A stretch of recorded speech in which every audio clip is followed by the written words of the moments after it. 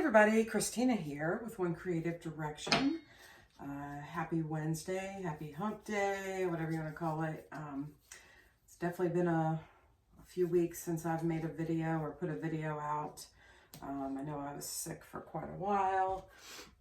Still have a little bit of a frog in my throat, so forgive my voice.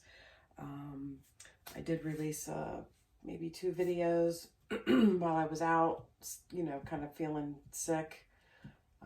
Just to try to, keep something out there.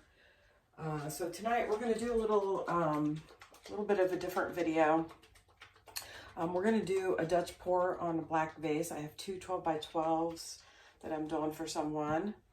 But I wanted to kind of incorporate some Dutch pour help within that video. So one of the first things I want to talk about is, I see a lot of people asking a lot of questions, so I'm going to try to answer some of those most common ones.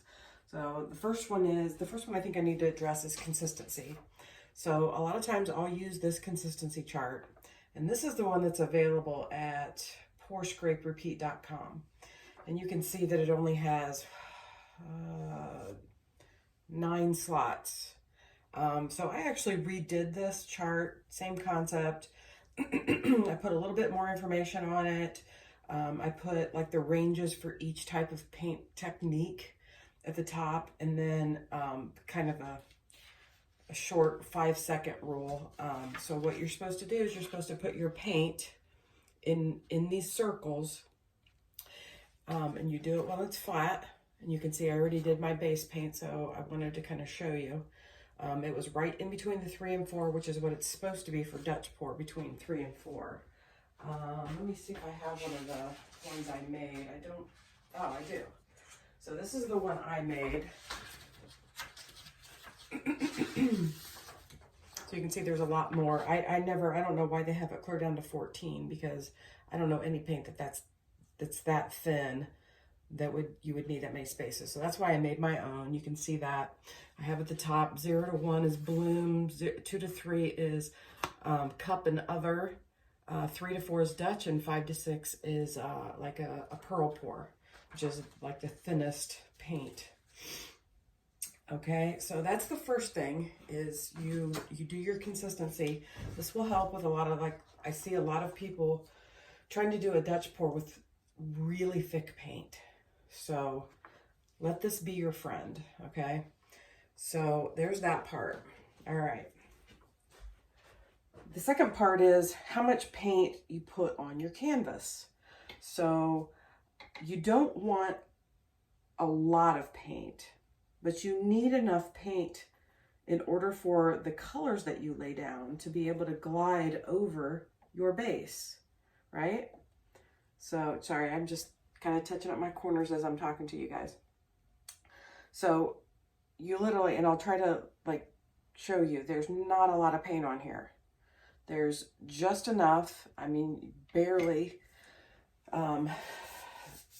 If I tilted the canvas, it wouldn't all just drain off. So there's not a lot sitting on the canvas, but there is enough in order for me to be able to blow my paints over. So that covers the first 2 things. So I've already flooded my canvas, and I already took my torch to it to get any air bubbles out. So now we're going to put our colors on. So that's the third thing that I kind of wanted to touch upon, and that is the colors that you're putting onto your base. So there's things you need to think about. The type of paint, the brand of paint, and is it opaque? Is it semi-opaque? Is it transparent? Is it, any of those things? You need to think about those types of basically, details, facts. So typically when I do a Dutch pour, I almost always lay down an opaque first. Okay, so what we're going to do is we're going to go ahead, and I just shook that and then took my cap off. We're going to go ahead and put this paint down.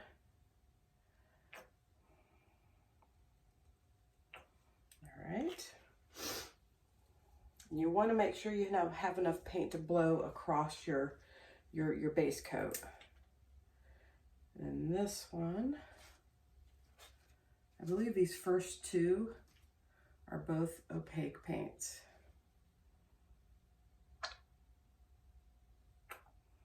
And then another thing you want to think about is, you know, making sure that you're layering them. They don't have to be exactly on top of each other, but you definitely want them overlapping and on top of each other for the most part. That's where you're going to see, you know, probably your biggest cell reaction. Okay.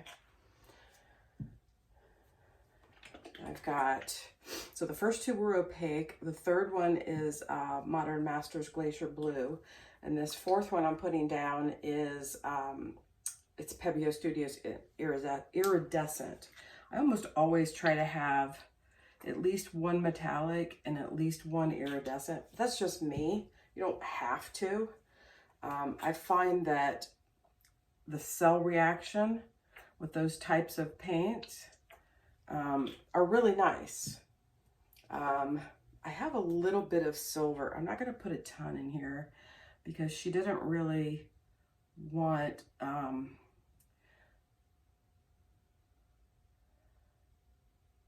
metallic. The one that she's seen that I made, it was 2 12 by 12 Dutch pours, and it had 24 karat gold in it.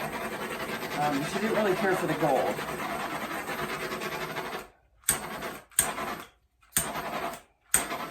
Okay, got all my air bubbles. And now we're going to blow it out.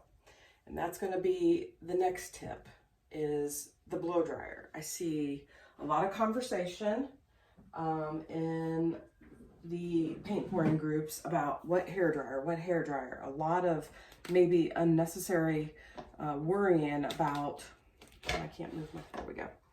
Unnecessary worrying about a blow dryer.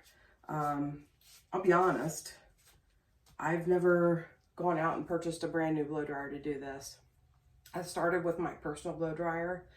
I didn't really care for it. It didn't have a concentrator on it. I bought one of those world's smallest blow dryers for like $5. I do not care for that. You know, maybe if I got some attachments for it, it would be better. I just, for the most part, I don't even use that. If I do blooms, I use my mouth, and I definitely don't use that world's smallest blow dryer because I don't really do super small Dutch pours. I have 3 hair dryers I bought that I use the most. I bought them all at a thrift store. I probably have $10 invested in all 3 of them. And they all have a concentrator. This one is one that I use for small, you know, canvases like this one. It has a small concentrator. It's a travel size. I always run it on high because for the most part, my paint consistency is typically about the same. So using it on the same speed isn't an issue. So one of the things, you know, people say is, do I put it on high? Do I put it on low? Some of blow dryers have medium. You have to kind of figure out what works. So, you know, I hold my dryer like this. I hold it upside down. I feel like you have more control. The cord doesn't get in the way and, you know, get all over your paint. I feel like you have a lot more control. And if you need to, you know, hold down that cool button, you can. But what I tell people that I've, you know, tried to help is move the dryer with intent, with the intent to blow the paint in the direction that you're moving the dryer.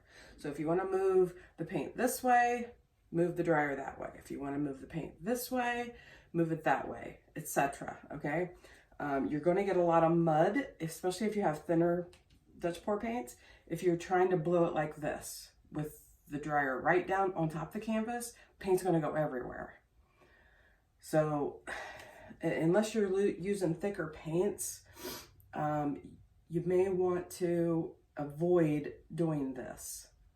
I think you're not going to like the outcome. So you really want to move the paint across the base. Okay, you're trying to go across the base. All right. So with that said, we're going to turn the dryer on and get started. Okay,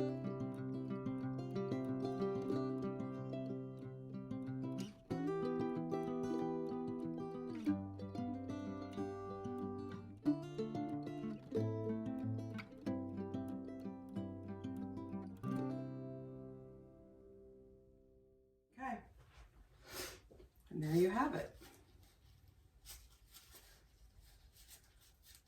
course, I set my fingers in the paint. Okay, I am going to, I have another 12 by 12.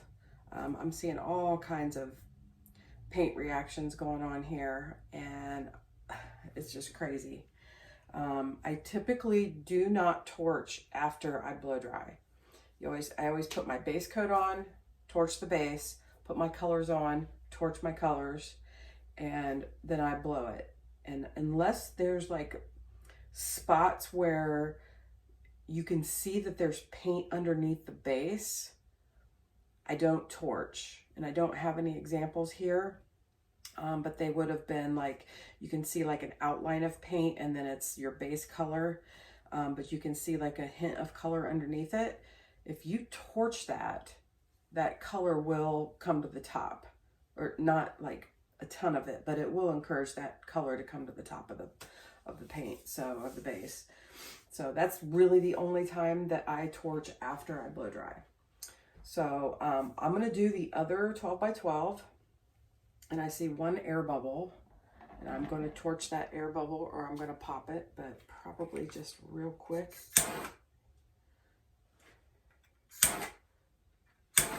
Okay, that looks good. I'm going to do the other 12 by 12, and then I'll bring you in for a close-up and let you see the finished pieces. All right?